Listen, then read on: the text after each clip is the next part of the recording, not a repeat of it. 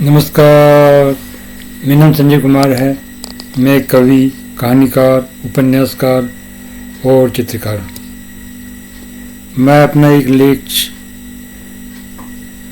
एक लेख आपके समक्ष प्रस्तुत कर रहा हूँ। मेरे लेख का शीर्षक है पाकिस्तान के प्रति भारत की नीति। ये लेख मैंने काफ़ी वर्ष पहले लिखा था। ये लेख मैंने 2014 से पहले लिखा था। तब भारत में कांग्रेस की सरकार थी।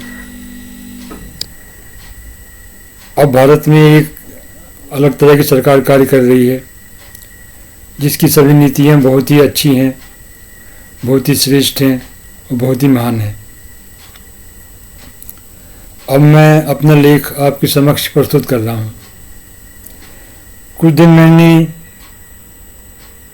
पढ़ा था कि पाकिस्तान के स्कूलों में बच्चों को काफ से काफिर पढ़ाया जाता है और जिम से जालिम पढ़ाया जाता है। काफिर तो हिंदू हैं और जिम हैं सिख। जिस देश में बच्चों का ऐसा मनोविज्ञान विकसित किया जाता हो, तो हम यह देख सकते हैं कि पिछले 50 सालों से वहाँ के लोग किस तरह से पूर्ण रूप से भारत विरोधी हो चुके हैं।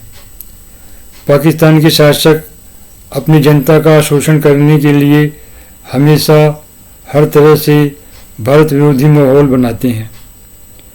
अब ऐसे देश से दोस्ती करना अत्यंत मूर्खतापूर्ण है। 1971 की लड़ाई में पाकिस्तान को 4 भागों में तोड़ देना चाहिए।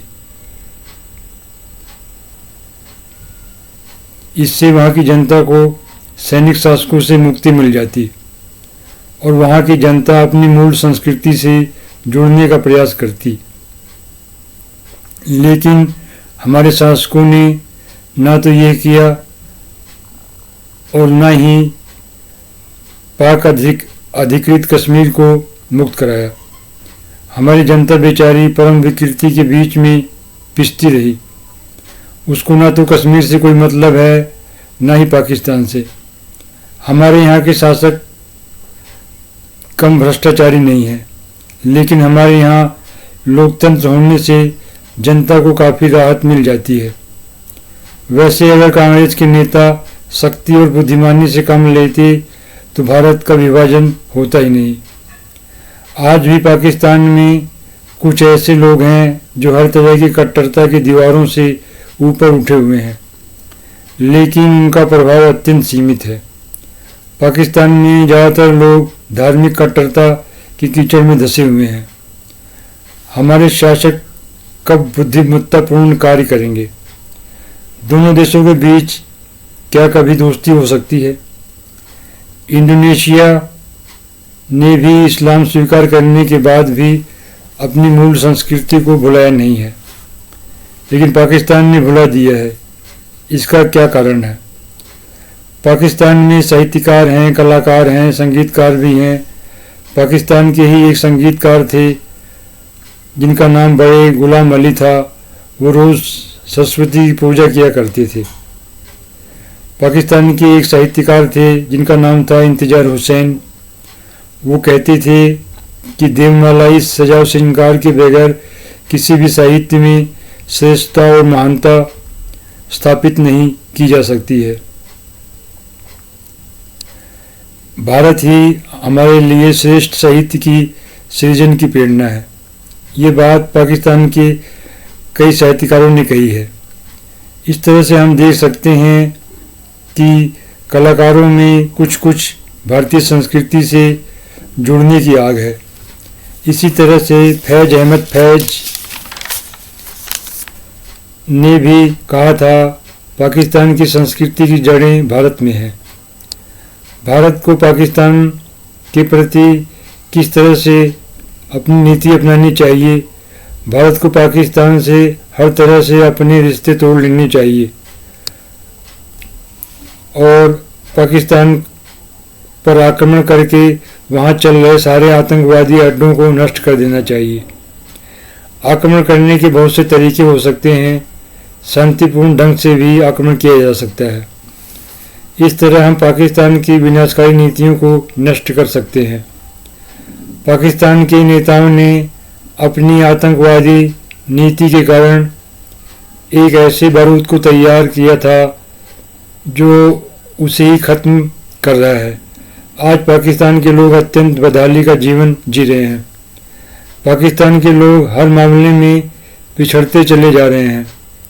पाकिस्तान के नेता लोगों को बेवकूफ़ बनाकर दोनों हाथों से दौलत बटोर रहे हैं। पाकिस्तान के नेता शराब और शबाब में हमेशा डूबे रहते हैं। इसी तरह से पाकिस्तान के अफसर भी शराब और शबाब में हमेशा डूबे रहते हैं। ज़रूरत से ज़्यादा पैसा आदमी को जानवर बना देता है। ये बात पाकिस्तान के शासकों पर लागू होती है। भारत के लोगों को अमेरिका से सीख लेनी चाहिए। किस तरह से 11 सितंबर के बाद अमेरिका हरकत में आ गया है। उसने एक ही झटके में अलकायदा का काम तमाम कर दिया। हमारे यहाँ के नेता भ्रष्टाचारी, मूर्ख और डरपोक हैं। जो भ्रष्ट होता है वो डरपोक भी होता है। पिछले करीब 50 सालों से पाकिस्तान ने भारत के प्रति आक्रामक रुख अपनाया हुआ है। हमारे नेताओं ने आज तक पाकिस्तान के प्रति कोई नीति नहीं बनाई है। दरअसल अगर ध्यान से देखा जाए तो हमारे नेताओं ने किसी भी समस्या के हल के लिए कोई भी व्यवहारिक नीति नहीं बनाई है। हमारे नेता सिर्फ एक ही बात जानते हैं कि कैसे भ्रष्टाचार किया जाए, परिवारवाद को बढ़ाया जाए और अपराधीकरण को बढ़ाया जाए। पिछले 50 सालों से हमारे नेताओं ने सिर्फ यही काम किया है। आए दिन पाकिस्तान के आतंकवादी भारतीय कश्मीर में आकर आतंक फैला रहे हैं, लेकिन हमारे नेता सिर्फ ये कह रहे हैं कि जो आतंकवादी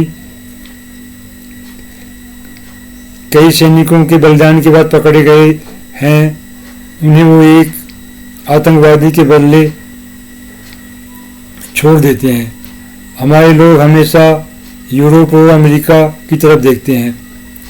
अभी हम लोगों ने हाल में ही देखा कि ये देश किस कदर स्वार्थी हैं। उन्हें भारत की समस्याओं से कोई लेना देना नहीं है। ये लोग आज किस तरह पाकिस्तान के आगे पीछे घूम रहे हैं। पाकिस्तान ने ही अलकायदा को पैदा किया था, लेकिन पलक झपकते ही पाकिस्तान ने गिरगिट की तरह रंग बदला और अमेरिका की गोद में जाकर बैठ गया। पता नहीं कब हमारे नेताओं को अकल आएगी। इस समय सारे विश्व में इस्लामी आतंकवाद के विरुद्ध माहौल बना हुआ है।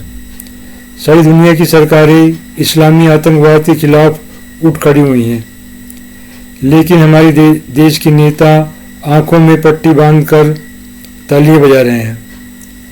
हमारे अधिकांश साहित्यकार एक विचित्र मानसिकता से पीड़ित हैं। उन्हें इस्लामी आतंकवाद में कोई खतरा ही दिखाई नहीं देता है, जबकि हमारे देश के हर जिलों में इस्लामी आतंकवादी भरे पड़े थे। हमारे अधिकांश साहित्यकार भी बड़ी अजीबोगरीब मानसिकता से पीड़ित हैं। पता नहीं उन्हें कब अकल आएगी। ये सब घटनाएं और परिस्थितियां 2014 से पहले की हैं।